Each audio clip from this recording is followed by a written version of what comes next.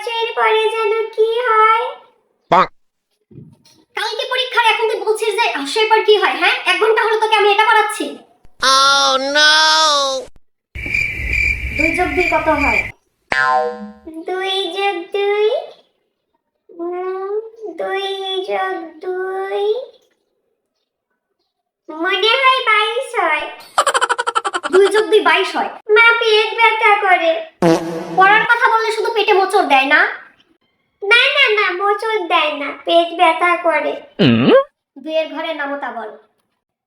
2 একে 2, 2 দুগুণে 4, 3 দুগুণে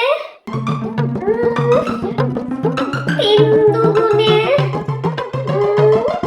14। পিচ্ছি গরু একটা, তোর দ্বারা কিচ্ছু হবে না।